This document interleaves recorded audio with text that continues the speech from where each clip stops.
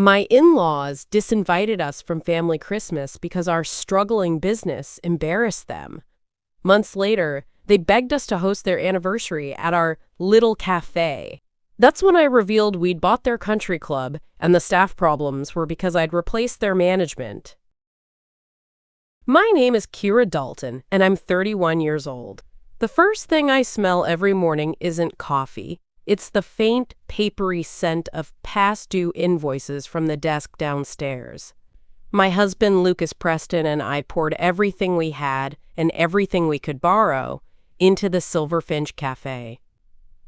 It was supposed to be our dream, a warm, inviting space in the city just down the hill from the manicured lawns of Oak Ridge. Lately, though, it feels more like a beautiful, handcrafted weight pressing down on my chest. We have two motifs in the cafe that I designed myself. The first is our logo, a delicate silver finch, a tiny bird known for its resilience. The second is our collection of mismatched vintage teacups, sourced from a dozen different thrift stores. It's a small thing, but it's our philosophy made real. Everyone deserves a place at the table, and everyone's cup can be different. The phone on the counter rings, its shrill sound cutting through the morning quiet. I pick it up. It's my mother-in-law, Judith Preston. Her voice is like expensive ice, smooth and chilling. She informs me, without any preamble, that Lucas and I are disinvited from the family Christmas gathering. The reason? Our struggling little cafe is an embarrassment to the Preston family image. She doesn't yell. She never does. Her words are precise, delivered with a calm that's far more brutal than shouting. She says it's for the best, so we can focus on getting our house in order. Lucas, who had been wiping down the espresso machine, stands beside me, silent, his shoulders slumped as he listens to the one-sided conversation. After the call, I don't cry. I walk downstairs to our tiny office and stare at the bright pink rent notice. The $8.300 we owe feels like a mountain. This conversation, I realize, isn't about shame. It's about survival. They've just declared a war. One didn't even know we were fighting. I tell Lucas we can't just let this go. He runs a hand through his hair, his face etched with a familiar anxiety. He wants to call his dad, Warren Preston, to try and smooth things over. Lucas always believes everything is just a big misunderstanding that can be solved with a calm, reasonable phone call. But I know it's not. Judith doesn't do misunderstandings. She creates outcomes. This was deliberate. This was a message. My first move isn't to fight. It's to understand the damage. I find the number for our contact at the local hospital. A few weeks ago, they'd pulled a $12,500 holiday catering contract, a job that would have covered our rent for a month and a half. At the time, they'd given us a vague excuse about budget cuts. I call the man, and he's hesitant at first, his voice low.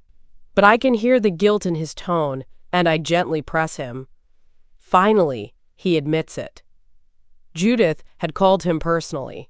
She expressed concern, he says, that our small cafe couldn't possibly handle the volume. She'd recommended a more established caterer. One of her friends from the club, of course. The loss of that contract is the sole reason our rent is late. It wasn't just a slight. It was a direct hit aimed at our foundation.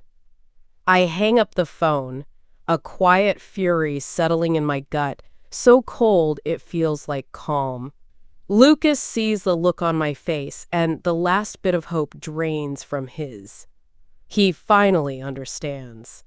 My initial thought that this was just social snobbery, another of Judith's passive-aggressive digs, is gone. This was calculated. This was an attempt to break us. The options are narrowing fast. I can let them crush us, or I can find out just how deep this rot goes. My next stop is the town planning office, a drab building with flickering fluorescent lights that make everyone look tired.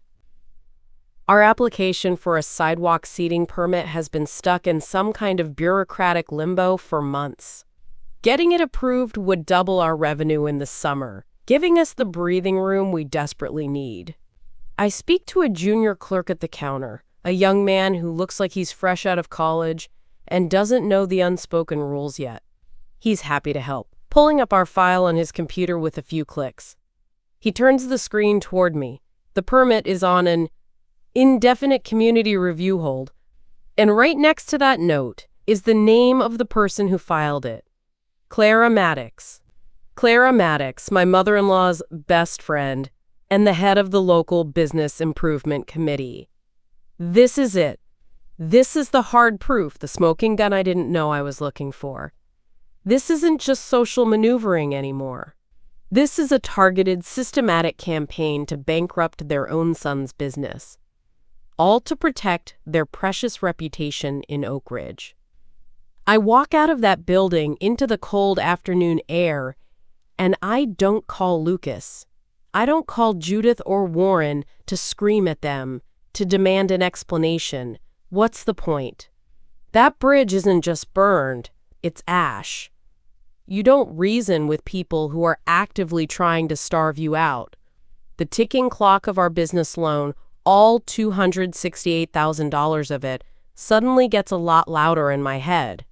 It feels like a noose, and my in-laws are kicking the chair out from under me.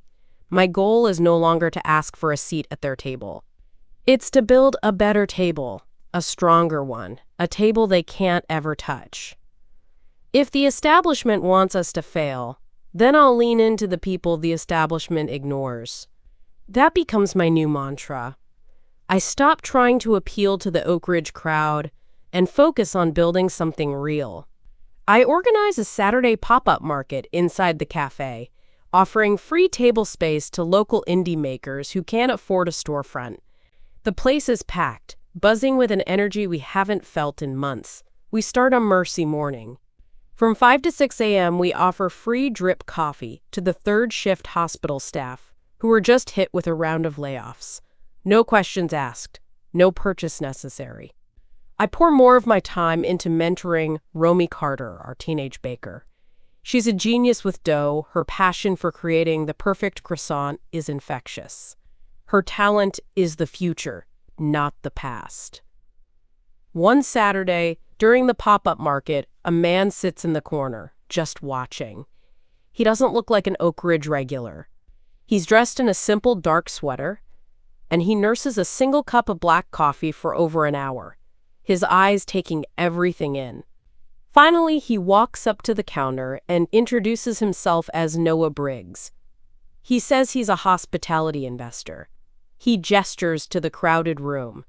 "You're not selling coffee," he tells me, his gaze direct and serious. "You're building a community. That's a much rarer commodity." Noah and I meet the next day. The cafe is closed, and the quiet allows his words to land with their full weight. He tells me he's in the final stages of acquiring a struggling regional hospitality group. They own a handful of hotels and restaurants that have been mismanaged for years. Then he drops the bomb. One of the group's main assets, its crown jewel, is the Oak Ridge Country Club, my in-laws' sacred ground, the place where they built their social empire. He tells me he doesn't have the hands-on expertise to turn these places around. He has the capital. He sees what I've built at the Silverfinch: loyalty, quality, and a sense of inclusion. He wants that for the club. He proposes a deal that makes the air leave my lungs. He will provide the capital to clear our debt and fund an expansion for the cafe. In return, I will take a controlling, silent stake in the new company he's forming to buy the group. I'd be the majority owner, but my name would be nowhere on the public paperwork, at least not at first. I could decide when and how to show my hand. My mind races. It's a terrifying, unthinkable opportunity. I look him in the eye and give him my one condition. I have to have the authority to replace any management who perpetuate the club's exclusionary, gatekeeping culture. He smiles, a slow, genuine smile. That's why I came to you, he says. I take a deep breath, and I say yes. This is the irreversible choice. The goal is no longer just about saving the cafe. It's about taking the keys to the entire kingdom. The deal is signed on a Tuesday morning in a sterile lawyer's office. The outgoing chief executive officer of the hospitality group, a tired-looking man named Mark Ellison, is more than happy to have a quiet exit and a decent payout. Just like that, I am the silent majority owner of the Oak Ridge Country Club. My first move is to remove the gatekeeper. Through Noah, who acts as the public face of the new ownership, I terminate Graham Porter, the club's general manager. Graham is a legend in Oak Ridge, known for enforcing the unspoken rules of who belonged and who didn't. He could kill a membership application with a single, dismissive comment. Word travels fast in a town like Oak Ridge.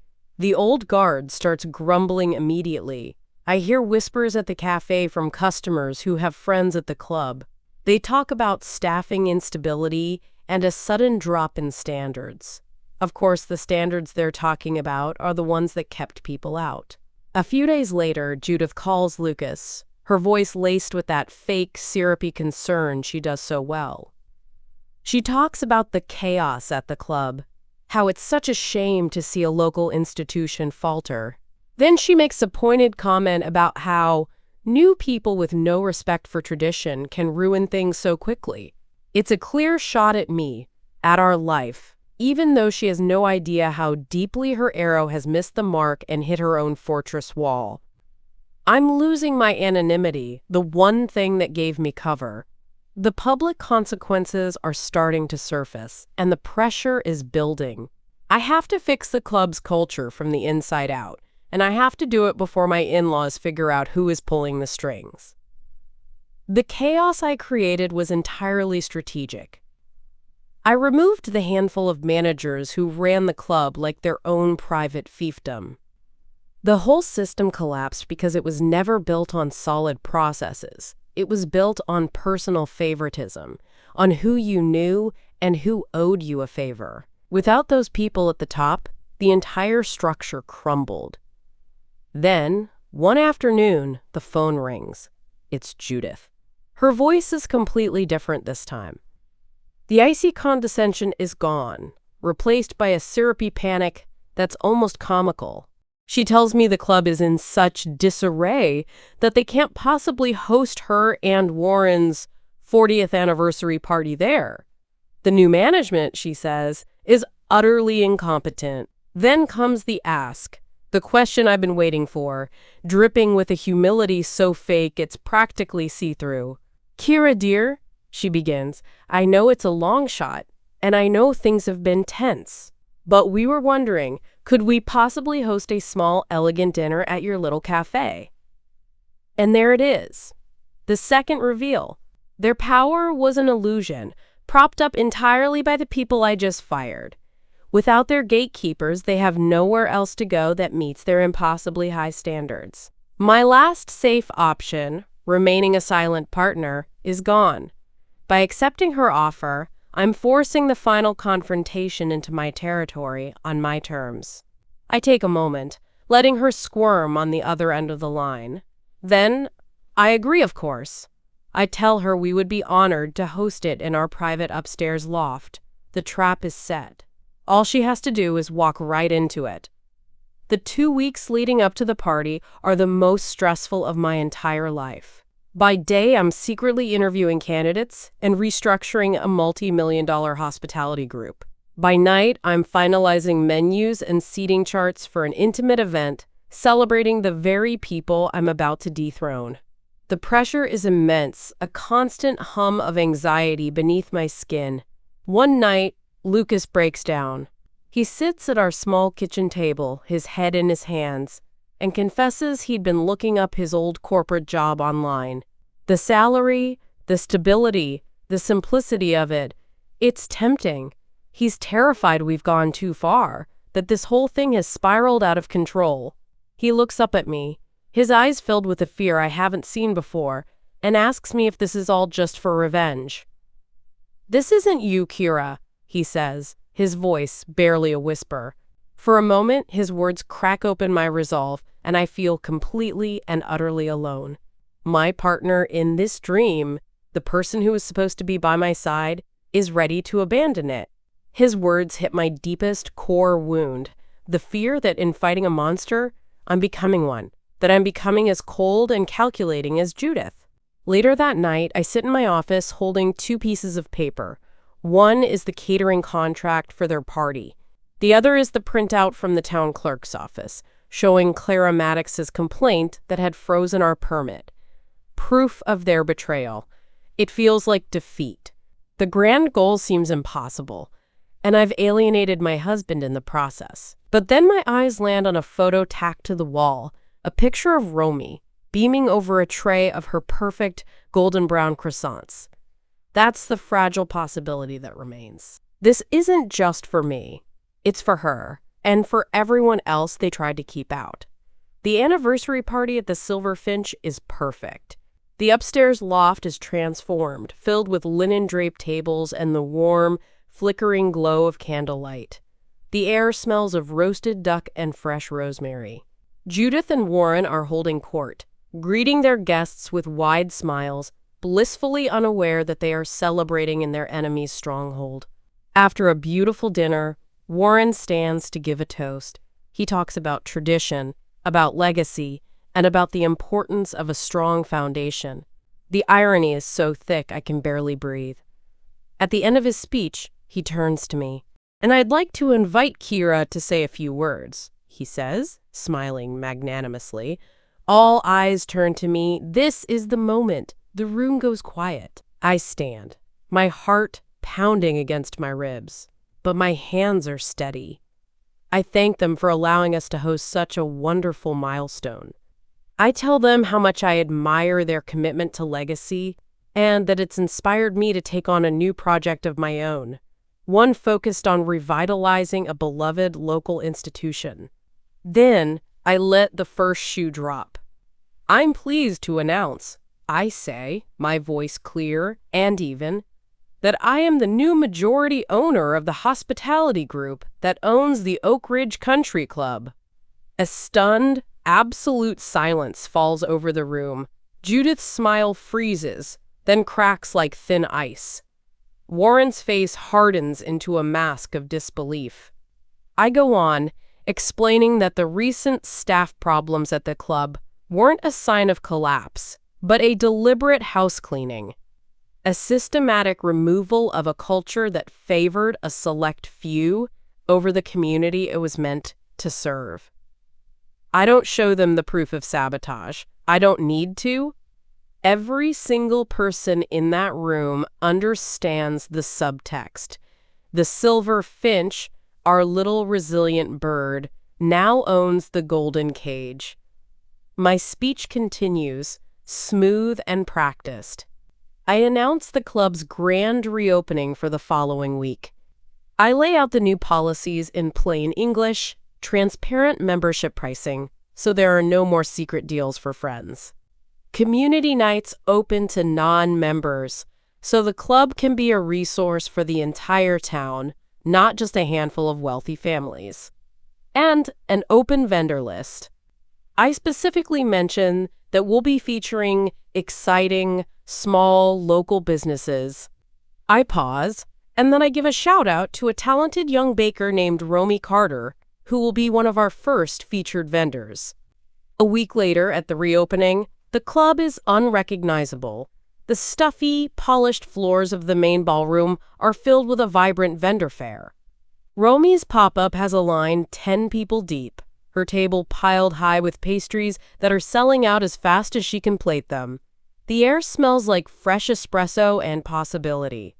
I introduce Elena Brooks, the new operations lead, a sharp, brilliant woman I hired for her talent, not her last name or her connections. Lucas is by my side, his eyes shining with a pride that warms me from the inside out. He leans in and whispers, "I was a fool. This is exactly who you are." Judith and Warren are there, standing awkwardly in a corner, looking completely lost in this new world. I walk over to them. I don't gloat. I don't say I told you so. I simply invite them to keep their membership under the same rules and at the same price as everyone else. The new keys are in my hand, and they feel solid and real. That night, Lucas and I are back in our small apartment above the cafe. The day's adrenaline has faded into a quiet, peaceful calm. We both know the relationship with his parents is permanently fractured, maybe beyond repair. That is the cost of this victory. It's a silent, shared grief that hangs between us, but there's no regret. He takes my hand, his grip firm and steady, and we look out the window at the quiet sleeping street. We saved our dream by building a much bigger one. I think back to that first scene. To me, staring at that pile of past due bills, feeling trapped and suffocated. Now I'm sitting at that same desk. But instead of threatening invoices, I'm looking at the new, diverse, and growing membership roster for the club. My fingers close around the new master keycard for the Oak Ridge Country Club. It's cool plastic, solid and real. We're finally secure, not because they finally accepted us, but because we rewrote the rules. My in-laws tried to tear down my dream, but they only taught me how to build an empire. Has anyone ever underestimated you? Share your story in the comments below. Don't forget to subscribe for more stories like this one.